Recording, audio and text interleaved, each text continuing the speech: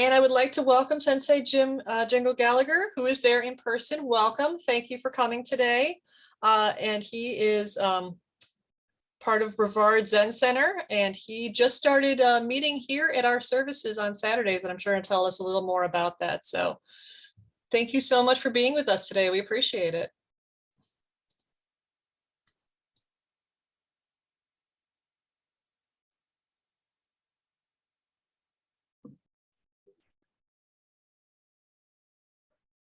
How about now?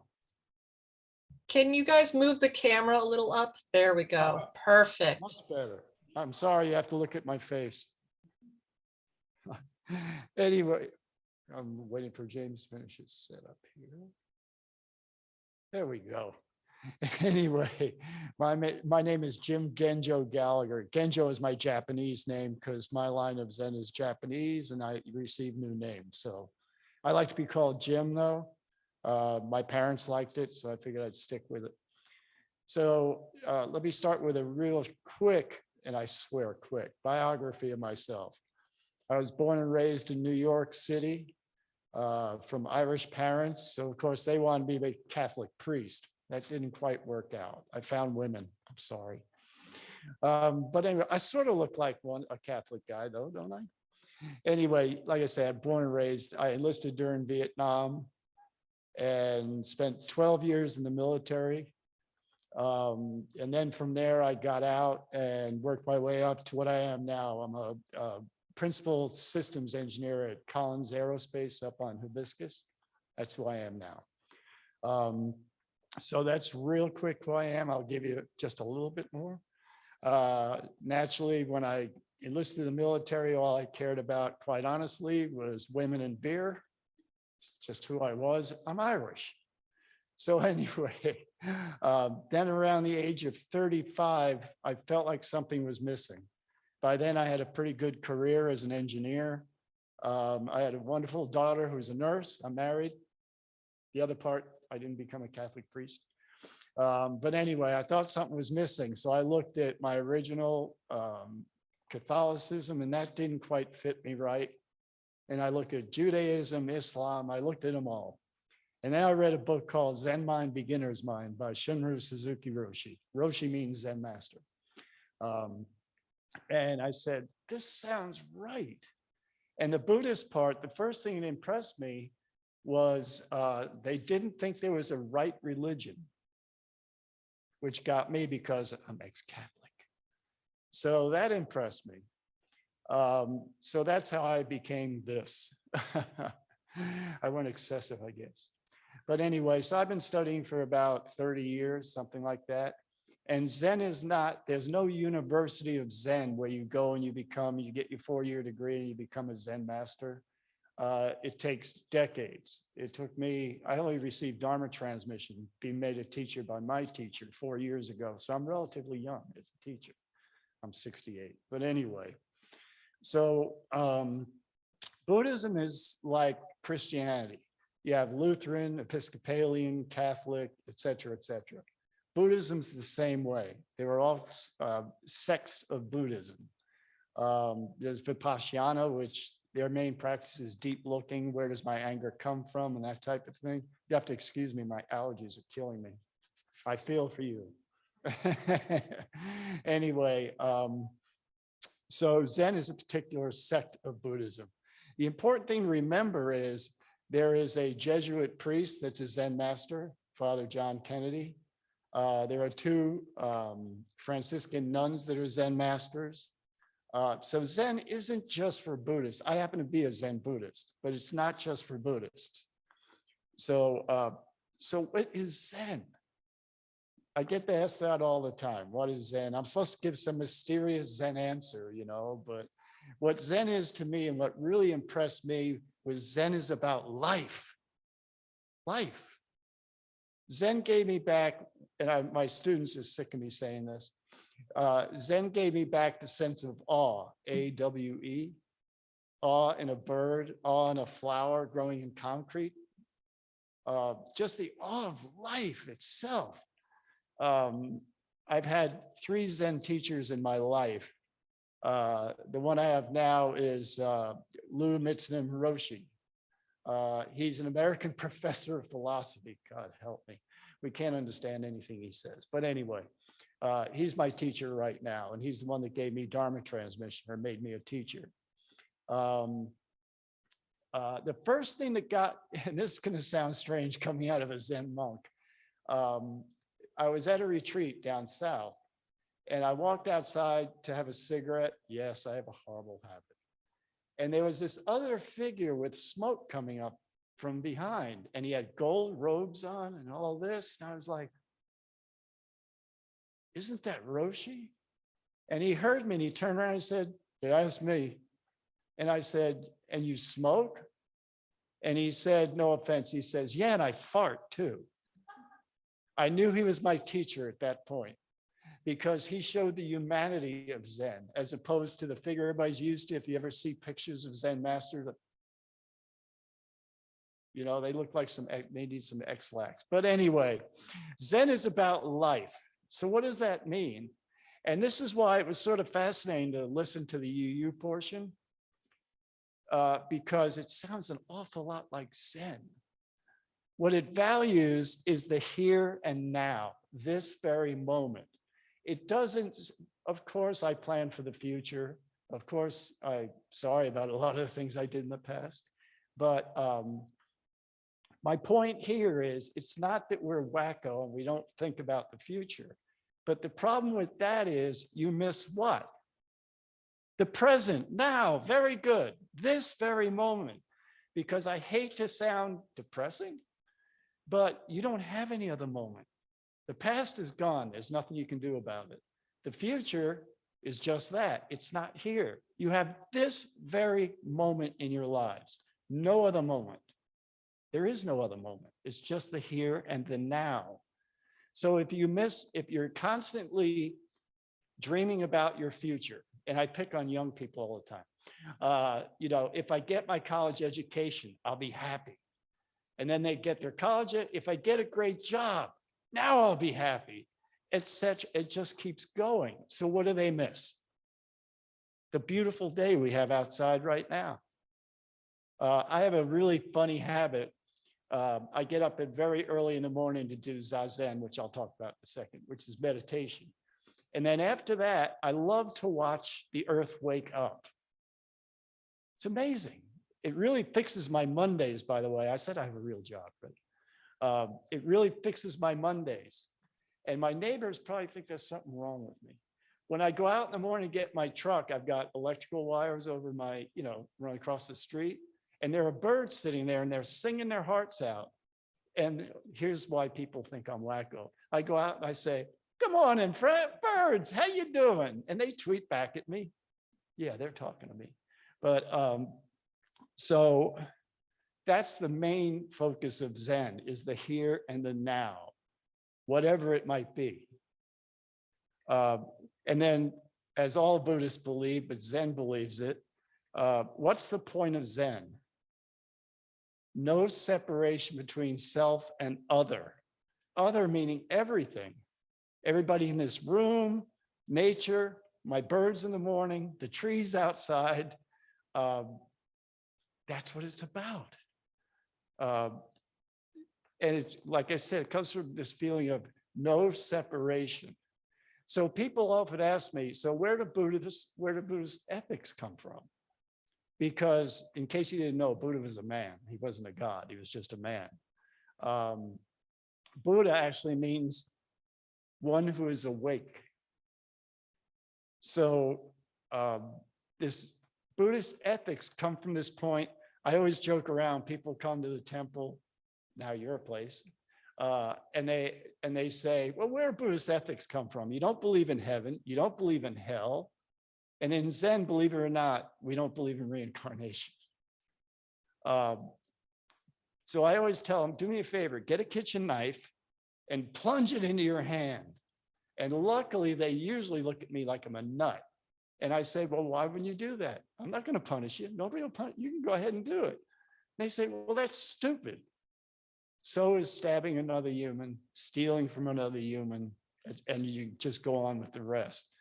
So this our ethics come from no separation between self and other. I would no more steal from you than I would steal from myself. It doesn't make any sense. So that's where Buddhist ethics come from, is this sense that we're all one. So now there are people that say, because I'm going to mention my next one, you're not going to like this one. The next big Buddhist thing is no self. No self. Of course there's a self. I'm standing right here. You're sitting out there. Where the concept of Buddhist no self is that there is no permanent, continuous self. It's called impermanence. I'm not the same person that showed up this morning. And if you look at science, they say, what is it? Every 7 years, your entire body is replaced. So where is this permanent self that everybody's so happy about? I always compare human life to a movie reel. And yeah, I'm going to show my age. The old time movie reel where it's a bunch of frames. That's our lives. But while the movie's running, we're what? I'm Jim Gallagher. I've always been Jim Gallagher. What are you talking about? But life is a bunch of individual frames. So no self, we're not psychotic. I know there's a you and me. But number one, we're not separate. And number two, we all exist together. A good metaphor for this is, especially in Florida, if you go out to the beach and you see those waves coming in, you have small ones, you have huge angry ones, but they're all what? Water, the ocean. We're the same way. We're born, some of us are ugly, some of us are beautiful, but we're all what? We're all water. And when you see the wave crash and disappear, where did it go? Where did it go? Back to the water, back to the ocean. Life and death are the same.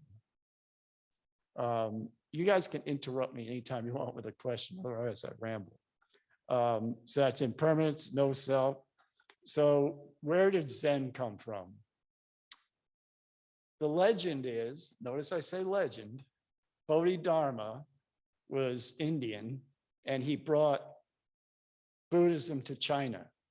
Then, as usually happens, if you go to a different country, it picked up a lot of Taoism. You'll hear the word, you'll hear that phrase, the way. The way is not Buddhist, it's Taoist. So Buddhism, and I'm committing heresy here, is sort of a mixture between Buddhism and Taoism. And then it went from there and spread all over Asia. Zen in China is called Chan. It went to Japan, which is where my lineage is from, and from Japan spread out again. As most people know, a lot of Japanese laborers came to the West Coast to work on the railroads and that type of thing. And just like Christians, Zen sent ministers to minister to the Japanese. Well, what happened was something really strange. Zen in Japan, and I'm being quite honest here, and I've studied in Japan and lived in Japan for 3 years. Zen has become go to temple on Sunday and then do what you want the rest of the week. They don't really practice Zen, to be honest with you. Well, what happened was a couple of famous teachers, I'll use my line, Taizan Meizumi came over and was ministering to the Japanese, and then this strange thing happened. These weird white people, these hippies started showing up. Well, one of the reasons they started to show up was that they heard there were no rules, man, no rules. There's no rules, man. And a couple of the hippies hung out. One of them was my teacher, Lou Nordstrom. And believe me, he was a hippie. He stuck around. So Meizumi actually moved out of the Japanese temple, became a gardener, if you can believe that, is his fame in Zen, and started teaching Caucasians. One of them, as I said, was my teacher. So that's basically how Zen got to America. And it spread from there to New York City, to the big centers first, New York City, Chicago, and that kind of thing. And now you can find Zen any place in the United States you are. There's a big Zen center in Nebraska, for instance. There's one in Iowa, etc. So Zen in particular puts all its emphasis on Zazen. That's where Zen comes from. Zazen very loosely is meditation. Most schools of Buddhism say that meditation is for the monks. And then you get your merit from supporting the monks. In everything around Zen is focused around Zazen, even our ceremonies and our chants and all that. So I wouldn't say it's technically meditation, because I'll use Vipassana as an example. They practice deep looking. When they sit meditation, let's say anger comes up. They say, where is this anger coming from? And they try to find where it is in the body and that kind of thing. And I know Zen is bigoted. Zen figures that's the way we normally do things. I can do it right now. So Zazen is about letting go of everything. And what this tends to do to us is a lot of people think people that teach meditation are closed down. They're only on themselves. You know what I'm saying? You know, that sort of an isolation kind of thing. The beauty of Zazen is when done, it doesn't close us down. It opens us up to everything without identifying it. One of the sins, one of the bad parts that Zen considers is concepts. Now, don't get me wrong. The concept of not walking in front of a moving bus is a very good one. Please don't lose it. But we tend to live our entire lives conceptually. If I look at one of my students back there, Matt, he's a psychologist. He's got a college education. He owns a car. He must be a really nice guy, you know, no problems or anything like that. He looks like that. If you see a man under a bridge, oh, he's a loser. He's probably an alcoholic or a drug addict. You know what I mean? I've seen those types before. So I know him. I don't have to talk to him. I know him. He's a loser. When in reality, it could be a banker that during the COVID crisis got laid off, lost his job, lost his house, and finally lost everything and is sitting under a bridge. So that's what I mean by conceptual. We identify everything. Matt, successful. James, obviously successful, right? Yeah, okay, James, whatever. Oh, God. Anyway, I'm getting myself in trouble here. What I'm getting at is we live our lives by concepts. What Zazen does, it opens us. You'll have to excuse me when I say this bird's name is because I heard a talk by a Zen master, a very famous one, Suzuki Roshi on YouTube. And he said, we listen to birds and we name them. Oh, that blue jay, he's Japanese. Blue jay. No, it's not. It doesn't know it's a blue jay. But we have to identify everything. That's a blue jay, that's a robin, that's this, that's that. So we don't experience them. During Zazen, if there's rain on the roof or a bird song, we don't say, oh, that's a robin. We just enjoy the tweet, tweet, tweet, tweet, tweet, tweet, tweet, tweet, tweet. When we stop living conceptually, we can honestly experience things. I told you, this practice gave me back my awe. I'm in awe of a bird. I'm in awe of a flower, especially growing out of concrete. You can experience just the wow. Remember when you were a kid, you saw something new, you'd go, wow. I found myself saying wow a million times. Just the wow of a flower, the wow of us being here, all that type of thing. Zazen opens you to the universe so you can let the universe come to you, not chasing it out there with some names.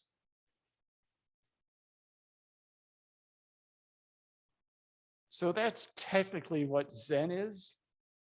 It's experiencing the here and the now, life.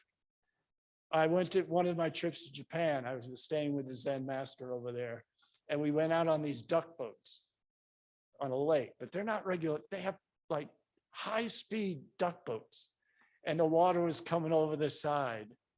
And he stuck his arms out like this and said, "When alive, live." It was one of the greatest teachings I had. And it wasn't in a temple. It wasn't that kind of thing. It was just, look at him. He's just having a great day. And we call him No Fingers Roshi because he lost all his fingers in a fire. And yet here he is, arms spread out wide. Live. Zen gave me that back. I was an alcoholic. I thought everything stunk. Life stinks. Remember, I had a successful career going. I was a functional alcoholic, one of those. But life just stinks. And I had seen all these Zen pictures, and I came to Zen to become Mr. Spock. Oh, my wife has died. Life is impermanent.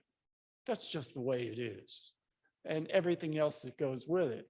And my teachers double-crossed me. I couldn't believe it. I was supposed to experience life more. I wanted to shut down and be that Zen master. And Zen betrayed me. It helped me quit drinking. Some people aren't going to like this. AA didn't work for me. Zen did. Who ever heard of such a thing?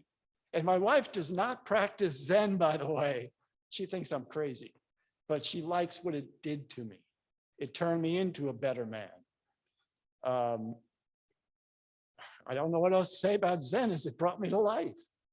And what else do you want from spirituality? And I get asked all the time, is Zen a philosophy or a religion? I don't care. It's a silly argument to have. There's actually arguments in Zen. Am I a monk or am I a priest? Monks live in monasteries. I don't live in a monastery. I have a house in Palm Bay and a wife and a kid.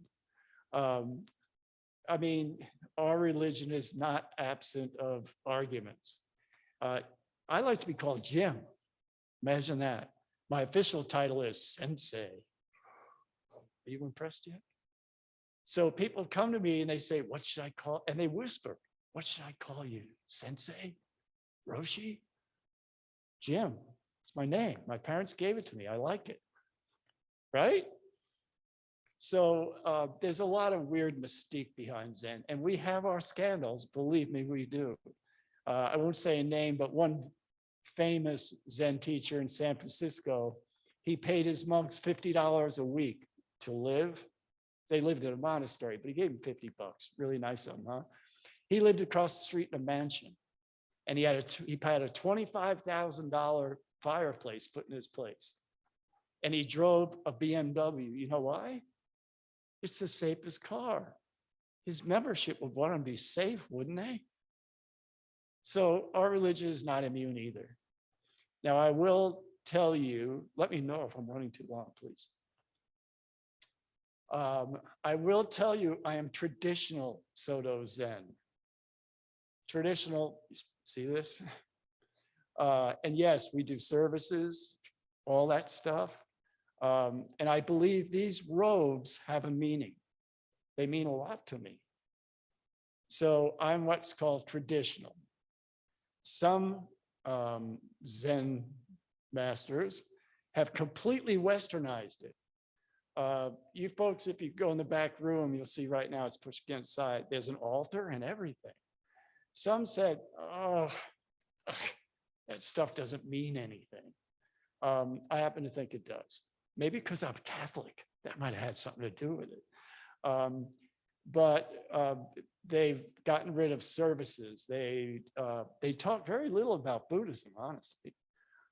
They try to do psychological things and all this. But anyway, I'm traditional Soto Zen because I believe my particular line of Zen, Soto, was started in the year 1200.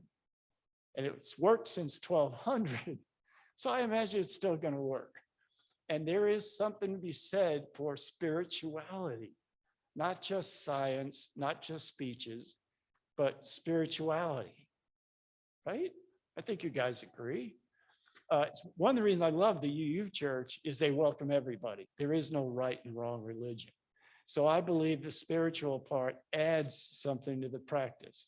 Now, you may think it's silly to bow so much. We bow a lot.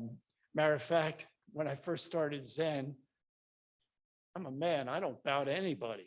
So of course, my Zen teacher made me bow 108 times every morning. Stupid people. And she was a woman, by the way. Another thing about Zen is there's no difference between men and women. Eihei Dogen, who started this in 1200, had women practicing, and people would go, women? So he was the first liber for women.